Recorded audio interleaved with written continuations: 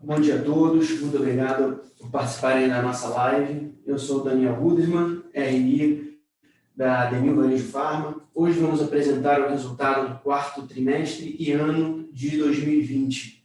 Estão hoje com a gente Sami Birmarker, nosso CEO, e Marcos Santos, nosso CFO. Fiquem à vontade para mandar suas perguntas através do Q&A e depois da apresentação nós vamos responder todas essas dúvidas. Essa live será transcrita e disponibilizada em nosso site, assim como a apresentação completa dos resultados do trimestre nas versões em inglês e português. Agora passo a palavra ao Sami para comentar os resultados. Bom dia, obrigado pela presença, obrigado pela oportunidade de compartilhar com vocês os nossos resultados de 2020, em particular também do quarto trimestre.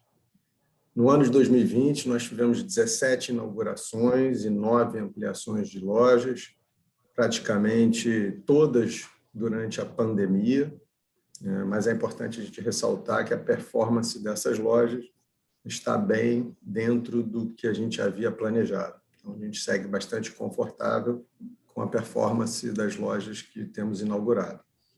Ao longo de 2020, fruto de investimentos na área de sell-out, e numa nova estratégia de precificação, a gente conseguiu aumentar em 1,6 ponto percentual a nossa margem bruta, juntamente com reduções de despesa, nos ajudaram a mitigar os impactos da pandemia.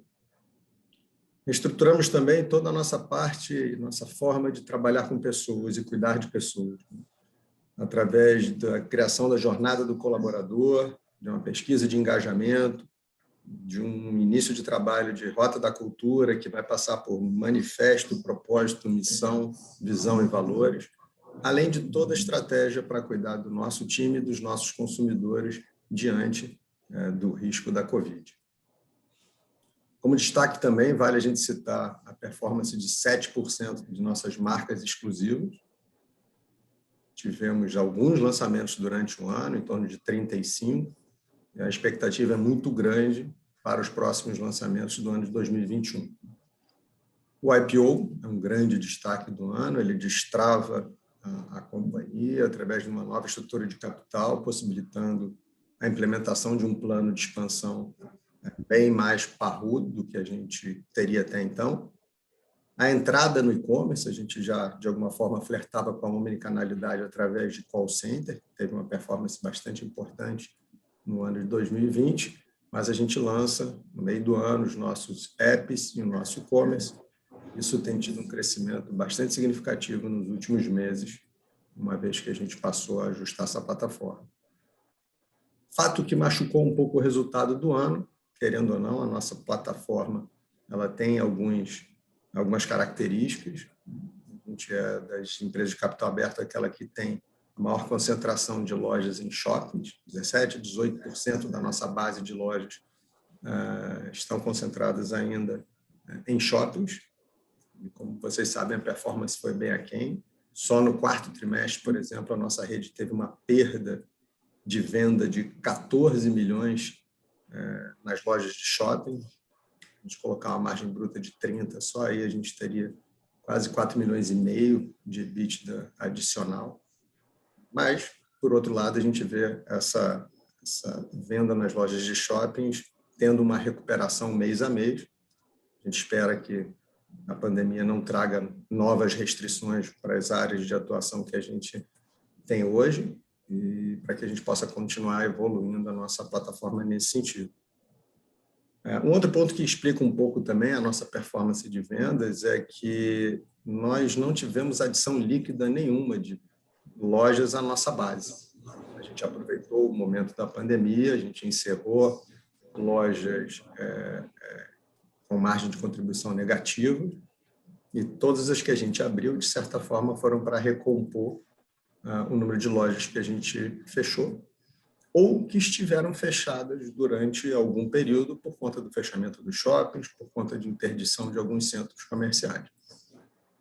Mais uma vez, é importante a gente ressaltar que mês a mês vem tendo uma recuperação, uma normalização desse fluxo.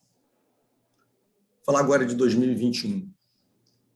A gente já divulgou o nosso guidance há algum tempo de 30 lojas. Importante compartilhar com vocês aqui o nosso conforto com esse guidance.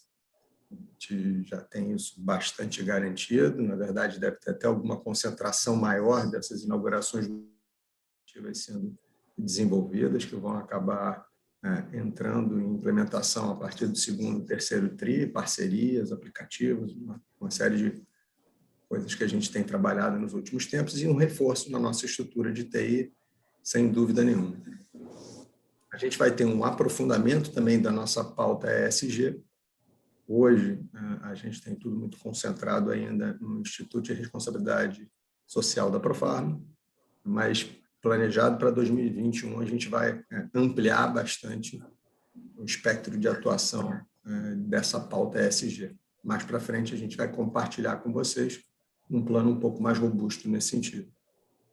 CRM também, né? A gente havia dito nas últimas ocasiões que a gente teria a implementação no início do ano, a gente está cumprindo essa meta já, a gente já está com o rollout da nova plataforma para a CRM, a gente vai aprofundar o conhecimento dos clientes de cada bandeira, a gente vai conseguir personificar o cliente por jornada aqui dentro da nossa rede, e a expectativa é grande em relação aos efeitos que a gente vai ter a partir do segundo semestre por conta desta nova ferramenta. Marcas exclusivas, a gente vai continuar acelerando forte, uma previsão de pelo menos 80 lançamentos para esse ano, e eu acho que tem uma boa chance aí da gente flertar com o duplo dígito de participação de marcas exclusivas no nosso autosserviço. Com relação ao atendimento, eu acho importante, a gente fez uma série de pesquisas nos últimos meses, Focus Group, e a gente está construindo toda uma nova abordagem no nosso atendimento, com revisão de script, com acompanhamento bem de perto do PS, e também com pesquisas frequentes de consumidor oculto. Eu acho que a gente tem percebido uma oportunidade grande para buscar uma diferenciação através do atendimento, e esse vai ser um ponto que a gente vai estar focando de maneira significativa para os próximos meses, e eu acho que tem potencial também de agregar um bom resultado no médio prazo. Esses eram os principais pontos, né? O próximo slide agora, acho que eu divido um pouco com vocês a nossa performance da omnicanalidade.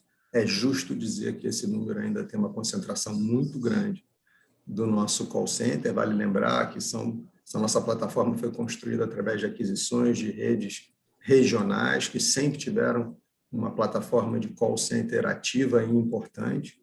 Várias das grandes redes nem tinham isso antes da pandemia, investiram antes em e-commerce e aplicativos. Pela nossa história, a gente acabou fazendo o contrário.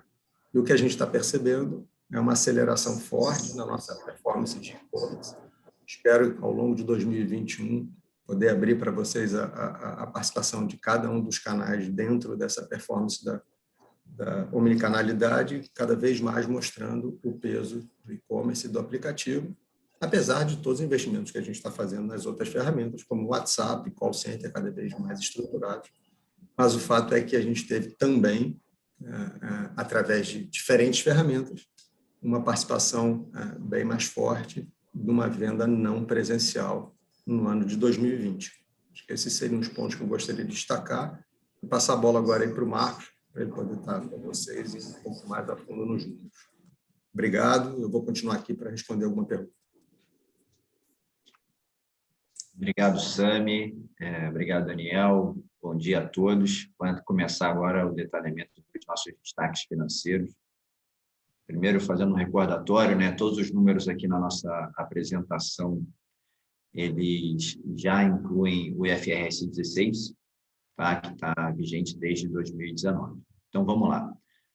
No ano de 2020, a gente teve uma receita bruta total de 1,07 bilhão de reais, uma de 10,8% em relação ao ano anterior, né? 70% dessa redução concentrada nas nossas lojas de shopping. Tivemos uma margem bruta de 30,3%, isso é 1,6 pontos percentuais maior do que o ano anterior, uma super alavanca operacional.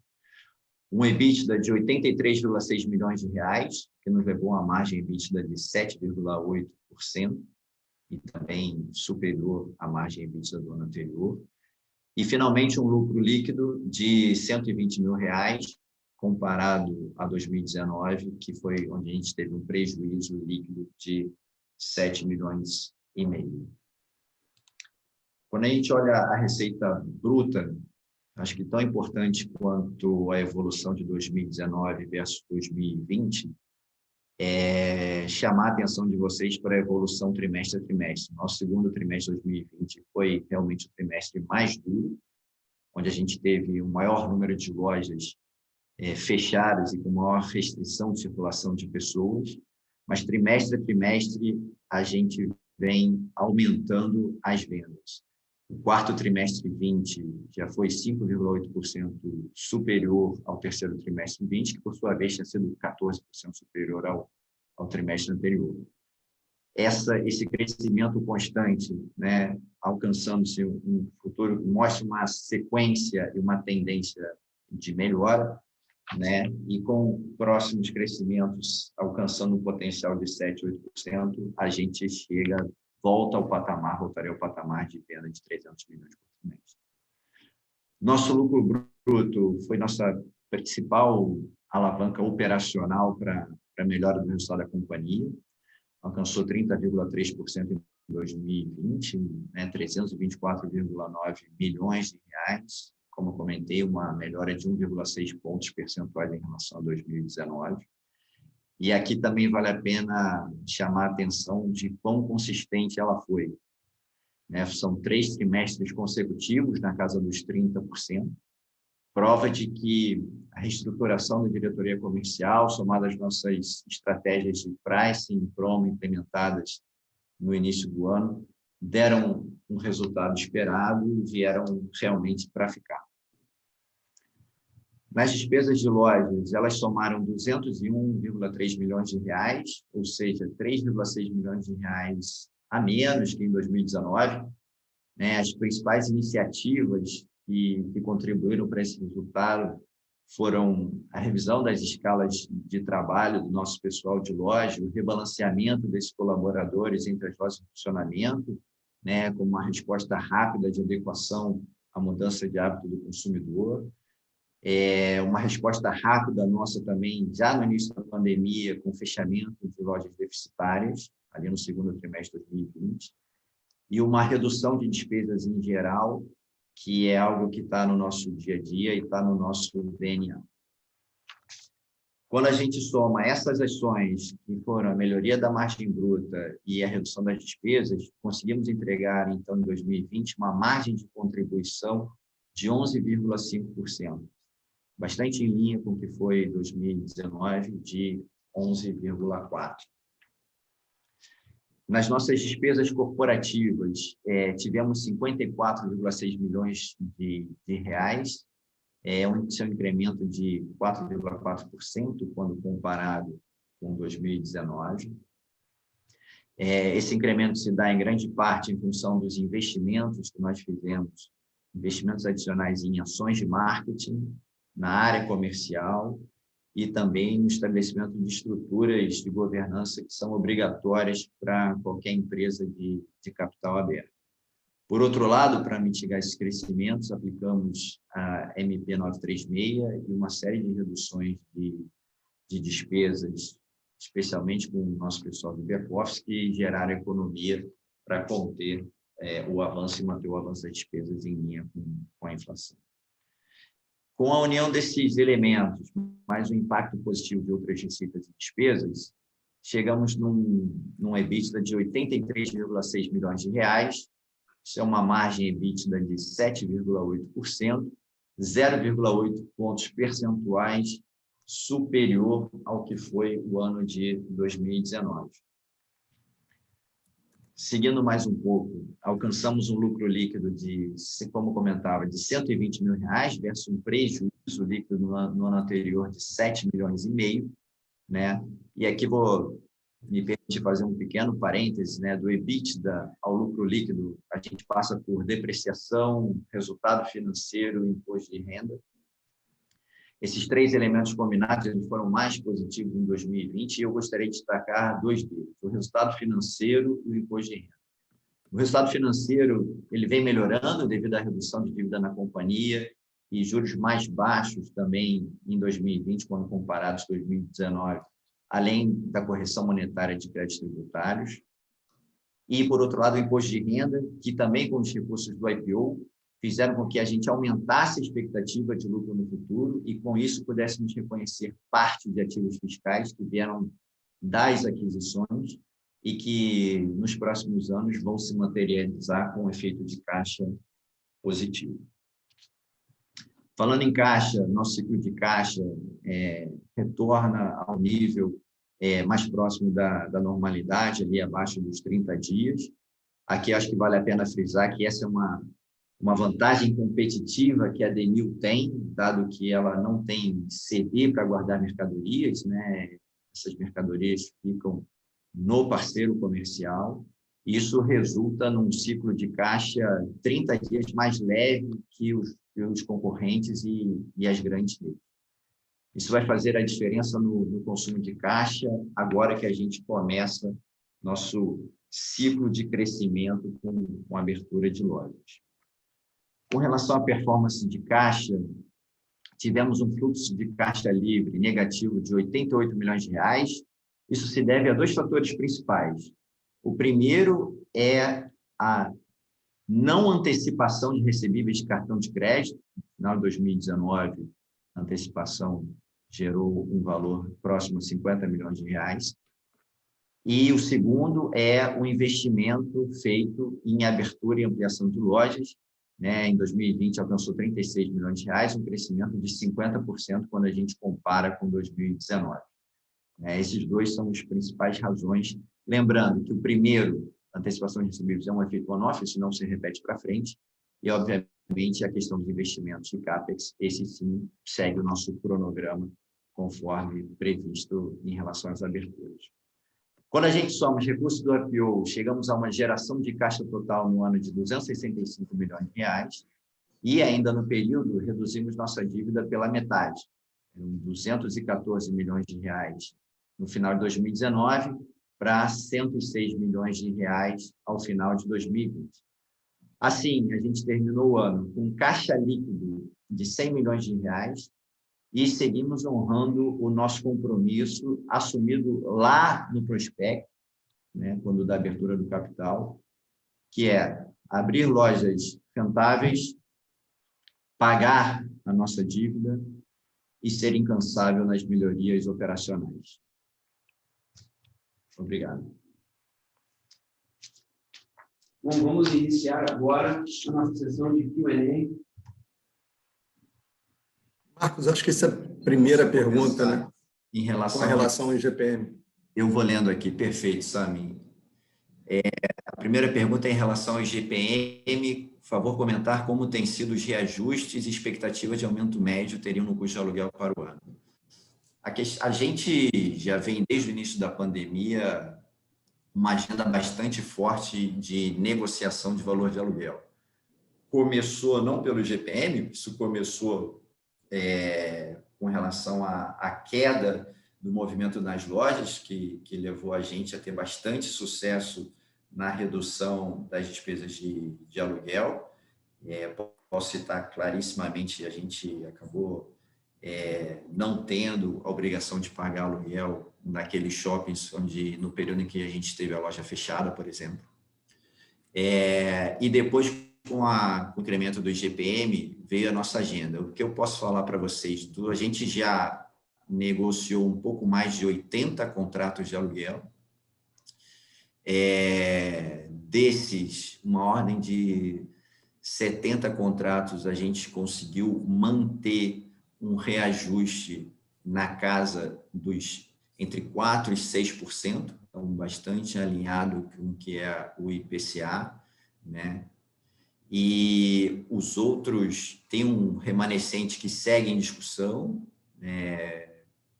talvez siga ainda para uma esfera judicial, se a gente, uma vez esgotada a via amigável, para a gente manter o nível de reajuste próximo à inflação.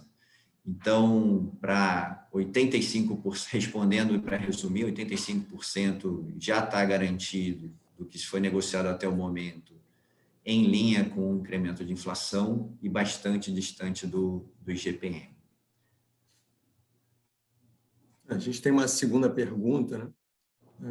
A respeito das novas restrições de circulação, quantas lojas da base ainda estariam abertas no momento.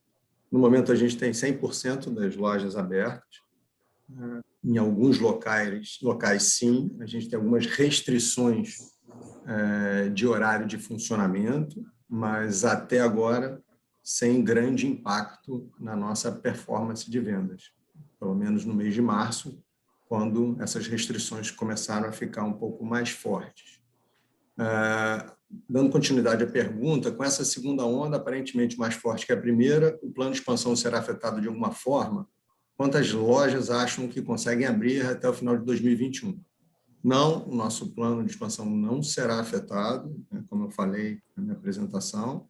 O nosso guidance de 30 lojas é um número confortável para a gente já está com bastante coisa já contratada nesse sentido. E no primeiro trimestre a gente vai estar provavelmente fazendo mais do que 1/4 desse plano de expansão. Não haverá concentração no final do ano, por exemplo, desse plano de expansão. Ele vai ser distribuído ao longo do ano de forma bastante semelhante. E também posso dizer que as aberturas que a gente fez nesse início de ano também estão indo muito bem, em linha com o que a gente havia planejado. Perfeito. Quantas das lojas, das 30 lojas previstas para 2021 serão em shoppings? Eu posso dizer que, no máximo, uma até agora, né? Nosso objetivo é, de qualquer forma, desconcentrar essa presença em shoppings, mas vira e mexe aparece uma oportunidade ou até um movimento de defesa que você acaba tendo que fazer, mas o que a gente tem previsto até agora, das 30, somente uma seria em shopping.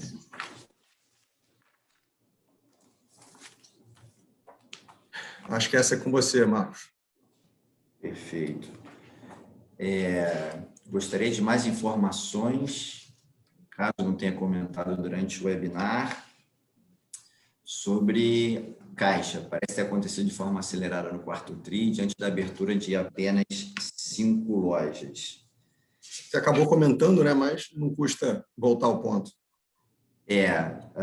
O quarto TRI, ele acaba sendo emblemático com relação ao que eu expliquei do total ano, né? Ele ali não teve nenhum tipo de antecipação de recebível de cartão. Isso tem um impacto bastante relevante nesse TRI. E um volume já alto também de CAPEX e investimento em função das aberturas de loja que a gente levou a cabo.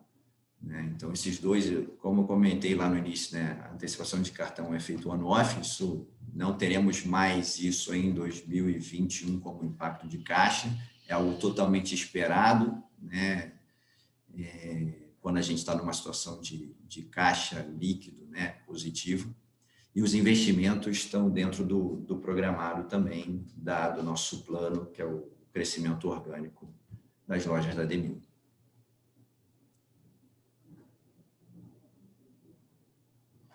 Com relação aos créditos de PIS e COFINS não recorrente exclusão da base de sendo o quarto TRI, a gente tem um efeito total ali de outras receitas e despesas no trimestre que somaram R$10 milhões positivos. Isso aí, essencialmente, é em função do reconhecimento do crédito tributário que está pacificado e dos nossos processos que já transitaram em julgado. Acho que essa outra pode ficar comigo, né? Bom dia, obrigado pela pergunta. Vocês podem comentar um pouco como tem sido a performance das lojas nesse início de ano, o que vocês esperam em relação à evolução de margem EBITDA ao longo de 2021. É possível vermos margens ainda pressionadas com a abertura de novas lojas dentro desse processo de maturação. Vou tentar manter minha resposta aqui ao máximo sem dar guidance além do que eu poderia, né? Bom, como todo mundo já sabe, né, todo início de ano você acaba tendo, até por efeito calendário, quantidade de dias de venda, tanto janeiro como fevereiro são meses mais difíceis por conta disso, em média 10% até menor do que o resto do ano, menores do que o resto do ano. E também, de alguma forma, o Rio de Janeiro sofre um pouco mais com uma ausência de carnaval. Sabidamente, existe um fluxo grande para a cidade por conta disso. Então, os meses de janeiro e fevereiro seguem aquela pressão normal de início de ano. Março está transcorrendo bem até agora, mais um primeiro trimestre. E isso a gente falou durante o IPO.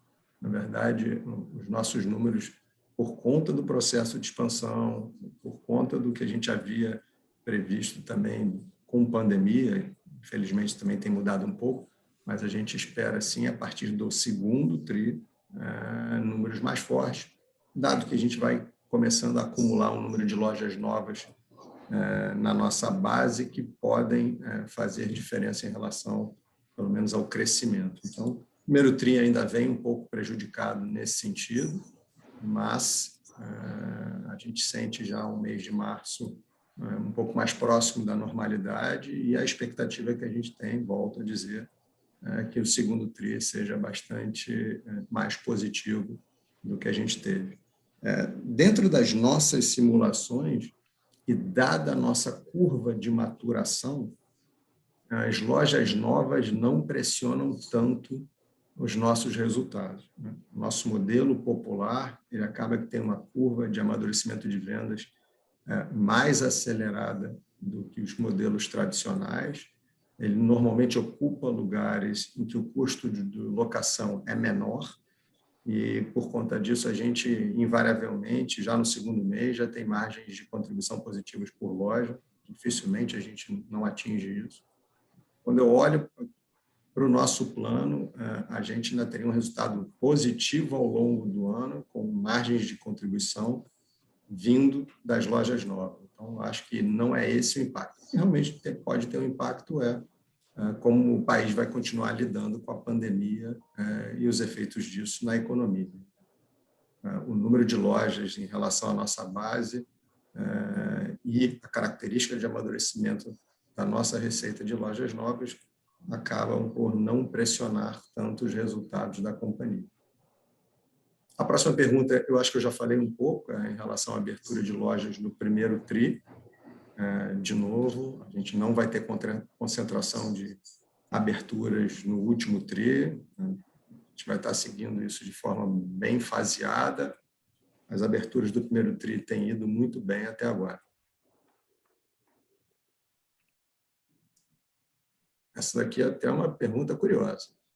Se há algum canal que possamos acompanhar a abertura de lojas novas em tempo real. Não sei se a gente está pensando em vídeos de YouTube para inauguração.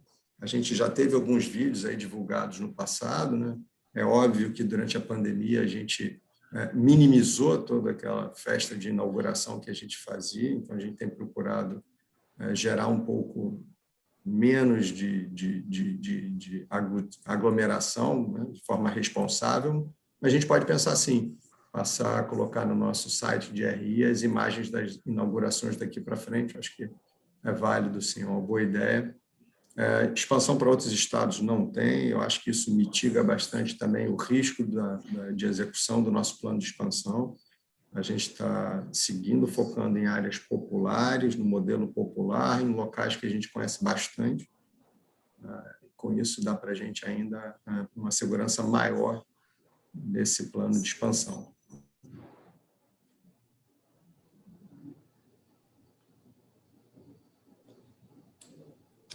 Essa questão em relação ao mercado como a gente avalia a reação do mercado em relação aos resultados publicados. Acho que é difícil qualquer um responder isso, entender plenamente o funcionamento do mercado e responder por isso. Mas existe, o top line cair, eu acho que traz direto uma impressão de que as coisas não vão bem, mas aí, se você estudar o caso um pouco mais a fundo, você vai entender os porquês. A gente não citou aqui, mas quando a gente olha para o impacto do auxílio emergencial em relação ao PIB de cada estado, Rio de Janeiro e o Distrito Federal estão entre os 6 que foram menos beneficiados, né? O Rio de Janeiro teve 1,5% do seu PIB impactado positivamente pelo auxílio emergencial, Brasília foi 0,9%, estados do Norte e Nordeste chegaram a mais de 5%. A média Brasil foi 2,5%. Então, querendo ou não, a bandeira paga um preço ainda pela sua concentração em poucas regiões, ainda mais em momentos em que você tem variáveis não administradas pela companhia, como a distribuição do auxílio emergencial de forma distinta pelas regiões do país. Eu entendo, não me surpreende, eu estou muito mais curioso para o que vai acontecer quando a gente começar a entregar os resultados do segundo, terceiro, quarto TRI, que foi o que a gente comentou durante todo o nosso roadshow para a abertura de capital da Demil.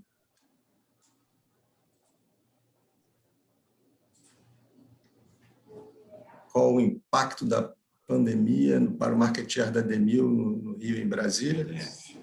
Eu acho que assim, é até menos da pandemia e muito mais do fato da gente não ter adicionado lojas à nossa base, né? O nosso total líquido de lojas ter continuado igual. Se a gente olha para os números da Abrafarma, em torno de 70% do crescimento das grandes redes vieram de lojas novas. Como a gente, além de não ter aberto muitas lojas, a gente ainda fechou algumas deficitárias, isso traz um impacto no nosso market share, que, mais uma vez, a partir do segundo TRI, terceiro TRI, quando a gente começa a empilhar um número de lojas inauguradas maior, a gente vai ter essa recuperação de market share nessas duas regiões. Tem um ponto também, que é a pandemia, existem vários estudos, inclusive do IQVIA, nesse sentido, e aí a Profarma, a distribuidora, se beneficiou muito disso, o nosso maior acionista. Houve uma migração por conta do distanciamento para consumo nas áreas de bairro, nos bairros, saindo dos grandes centros comerciais. Isso beneficiou bastante as farmácias independentes, enquanto a Abrafarma, a Associação de Redes do Brasil, cresceu em torno de 10%, as farmácias independentes e associações cresceram mais de 20%. Então, nesse sentido, a pandemia impactou basicamente todas as grandes redes, impactou um pouco mais a gente pela concentração de lojas em shoppings, pela nossa concentração em locais menos favorecidos pelo auxílio emergencial e também, de certa forma, pela não adição de lojas novas à nossa base, essa de forma líquida. Então, esses são os grandes pontos, mas que, mais uma vez, a gente espera fortemente, acredita que, a partir do segundo TRI, isso tudo começa a aparecer de forma diferente. Próximo, acho que é comigo aqui, Sami. O mercado não viu com bons olhos o pagamento de dívidas depois do IPO. Eu discordo bastante. Eu ia fazer 2 comentários sobre isso, né? O primeiro a gente tem, com o recurso do IPO, um excedente de caixa que respeita 2 coisas, né? Primeiro, a nossa capacidade de abertura de lojas, como a gente se comprometeu em 2021, das 30 lojas. Isso não consome todo o caixa, fica um caixa excedente que tem uma remuneração hoje muito baixa, né? Dadas as taxas que a gente tem hoje, quando a gente aplica o excedente caixa. E o outro elemento é que a gente tem uma perspectiva de incremento de juros importante da dívida para frente. Então, essa combinação mostra que o resultado mais favorável para a Demil é efetivamente ir reduzindo dívida. A gente está contribuindo, plantando para o futuro. Outro ponto que eu traria aqui também é que lá no nosso prospecto, né, dos compromissos assumidos com a abertura de capital, e realmente é um compromisso nosso, a gente diz o que será feito com os recursos levantados na abertura de capital. E lá, desde o início, a gente já havia sinalizado que 50% desse montante era efetivamente para melhorar a estrutura de capital, tem a ver com a redução da dívida, né? Então, a gente mantém o nosso compromisso, é o caminho saudável, e todas as nossas projeções, mesmo num stress test, com o nosso teste de sensibilidade, a gente permanece com uma situação de caixa líquido e com menor resultado financeiro. Então, também aqui deixar claro minha discordância com relação a esse tema. Acho que essa próxima pergunta a respeito da queima de caixa você já respondeu. Está repetido, né? Parabéns aqui para a gente. Obrigado pelo parabéns, Marcos. Wellington Cruz. Acho que se a distribuição da expansão de fato serão lojas de rua, de fato será no modelo, no formato popular. A distribuição de marcas ela vai ser, eu diria, relativamente bem distribuída, mas provavelmente as marcas Drogas Mil e Tamoio acabarão recebendo uma parcela maior por conta também do tamanho do mercado do Rio, as oportunidades que a gente enxerga. Mais uma sobre o fluxo de caixa. Desculpa, queima de caixa. Mas é um pouco mais do mesmo. Impacto no quarto trimestre, exato. Quanto à estrutura de capital, também o Marcos já até falou sobre qualquer posição de plano um pouco mais estressado, a gente está confortável com isso, não tem nenhum risco nesse sentido. A questão de reajuste de preços, não tem muito o comentar, a gente só pode comentar quando ele tiver sido publicado, qualquer coisa até agora é especulação, mas a única parte importante disso é que, basicamente, todas as nossas despesas já foram ou têm sido corrigidas de alguma forma, né? Os dissídios foram entre novembro e dezembro, afetando a nossa despesa de pessoal.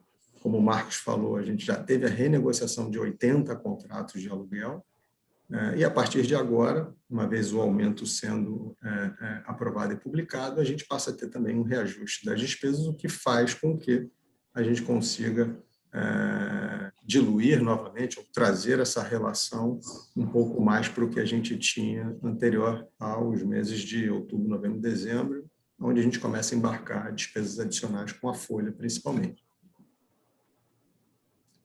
Mais uma vez, o caixa é suficiente para a abertura das 30 lojas, o caixa é suficiente para fazer todo o nosso plano de expansão, isso é zero problema. Exatamente. Na questão de outras receitas e despesas aqui de 2019, a gente teve um impacto positivo de R$3 milhões em 2019, tá? Para fazer a comparabilidade com 2020.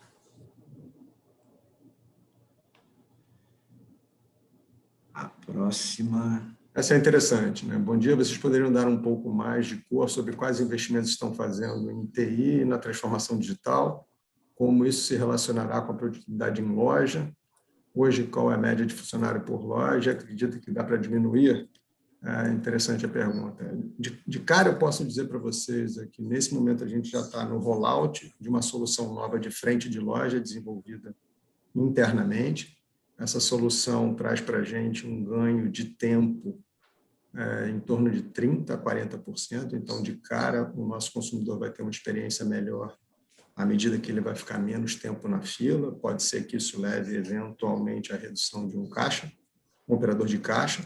Mas a gente hoje já está trabalhando em algumas das bandeiras com 12, 13 funcionários por loja, em outras o número é um pouco maior, onde o ticket médio é menor e o fluxo é maior. Mas, assim, acho que até o final do primeiro TRI a gente já vai estar com os nossos números bem ajustados e não é daí que acho que virão os grandes ganhos para um ano, não. Acho que sim, do ponto de vista de experiência do consumidor na nossa loja, essa solução de frente de loja qualifica muito mais o atendimento do nosso balconista, acho que esse é um ponto bacana. A gente também está agora numa fase de escolha de uma mudança para um ERP um pouco mais parrudo do que hoje a gente tem no varejo, na Ademil. Acho que isso deve estar sendo decidido nos próximos meses. Transformação digital, a gente também está fazendo uma mudança de plataforma, a gente está escolhendo uma plataforma que está presente em 8 das 10 maiores redes do país. A gente tinha optado por até um desenvolvimento nosso nesse sentido, do ponto de vista de e-commerce e apps. Foi mais rápido, foi mais barato, mas à medida que a gente está vendo isso crescer, a gente provavelmente já vai estar em uma ou duas da bandeira já migrando para uma plataforma muito mais estruturada, que vai ajudar a gente a operar, eu diria, com todas as features e funcionalidades que os nossos principais concorrentes têm. Acho que eu respondi quase tudo nesse sentido.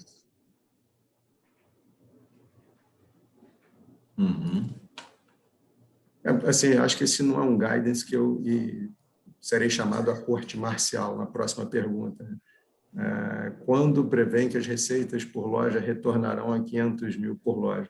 Eu digo que, sim, num mês normal, em dias, né, não janeiro e fevereiro, mas, por exemplo, março, um mês que tenha mais do que 23, 24 dias, como foram de venda, janeiro e fevereiro, a gente já está operando até um pouco acima do que esses 500 mil reais.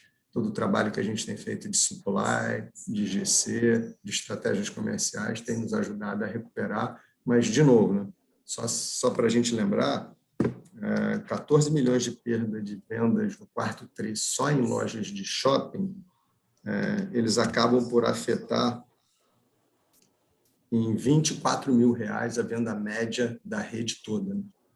Então, se hoje a gente já está operando no mês de março em torno de 520 mil reais, a gente já estaria em 550 aproximadamente, se os shoppings estivessem performando como performavam antes. Então, ex-shopping, a gente já está num padrão bem legal. E dezembro, só complementando, acho que em dezembro também é o mês que a gente acaba tendo também uma evolução de vendas, a gente já se aproximou aí bastante desses 500 mil, né? A gente acaba divulgando o trimestre fechado, mas já tivemos meses com esse patamar. Em que momento vocês acreditam que a expansão da rede poderá ser financiada exclusivamente pela geração de caixa da companhia? Quer responder essa, Marcos? Quero sim. Nossa expectativa, na virada do segundo semestre de 2021, a gente já conseguir ver a geração de caixa suficiente para fazer frente ao CAPEX desse fim de semestre. Então, o que a gente tende a ver durante o ano é uma curva, né, de consumo, enquanto a gente tem a curva de maturação dessas aberturas, frente vis-à-vis o investimento realizado no primeiro semestre e uma recuperação no segundo semestre.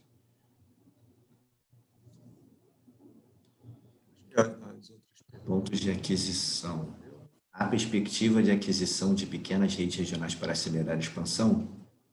Por enquanto, a gente não tem, Marcelo, por enquanto a gente não tem nada no radar. A gente não se furta a olhar nenhuma oportunidade, está no nosso DNA, a gente montou essa plataforma através de aquisições, mas não tem nada no radar. Por enquanto, se aparecer alguma coisa, a gente analisa, se fizer sentido, a gente pode ir até adiante.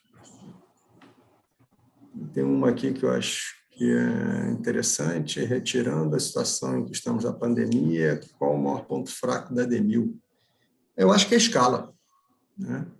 Nosso plano de expansão ele visa justamente isso. Quando a gente olha para o corporativo da Ademil, a gente tem pelo menos mais do que o dobro em relação à receita do que qualquer rede que atinge 400, 450 lojas, né? A gente está falando aí de pelo menos entre 2 e 3 pontos percentuais de EBITDA que apenas com a expansão da nossa rede a gente conseguiria trazer através da diluição do nosso corporativo. Ao mesmo tempo, que é o maior ponto fraco, ele embarca também a maior oportunidade, que é a expansão da nossa rede e a captura desse ganho. Eu acho que todas as outras áreas, a gente vem trabalhando fortemente para corrigir processos, tem uma consultoria bastante forte de varejo já com a gente há mais de um ano, a gente tem um plano estratégico que vai no detalhe de cada área. Tenho certeza que todas as áreas estão sendo constantemente revistas, existe um plano detalhado para as melhorias de sellout, de pricing, de operações, de marketing, de RH, de TI, e eu acho que assim a gente tem conseguido tirar com uma certa velocidade todo e qualquer atraso para uma rede que foi montada através de várias aquisições, fusões, que só está de pé há 7 anos. Não dá para comparar a gente com redes que já são varejistas há 50 anos, não fizeram nenhuma aquisição. É óbvio que você teve mais tempo para trabalhar no dia a dia, mas a gente, de forma acelerada, tem tirado essa diferença. Eu acho que o maior problema que a gente tem é a escala e, de certa forma, também a concentração forte em apenas 2 lugares, mas isso não vai sair da frente, pelo menos nos próximos anos, dado que o nosso plano de expansão, até sendo mais seguro, ele é focado em áreas que a gente tem recall da nossa marca e áreas que a gente domina e conhece bastante. Bom, foi, né? Excelentes perguntas, queria agradecer a participação de todo mundo. Verdade. Acho que é uma pergunta interessante, acho que o primeiro trimestre ainda vai ser um pouco difícil aqui na nossa companhia, mas a gente está com tudo muito bem trabalhado para que a partir do segundo trimestre os números venham muito mais positivos. Eles serão conforme o que a gente havia planejado, como está sendo, como foi o final do ano, como foi esse início de ano agora, mas eu tenho certeza que a partir do segundo tri a gente vai ter números mais vistosos para estar dividindo com vocês, tá bom? Muito obrigado aí pelas perguntas, pessoal, foi um prazer. Bom, como o Sami disse, muito obrigado por todas as perguntas enviadas, obrigado pela participação, um excelente dia a todos, a gente segue à disposição para maiores esclarecimentos através do nosso site e do nosso e-mail, que é o ri@demilvarejofarma.com.br.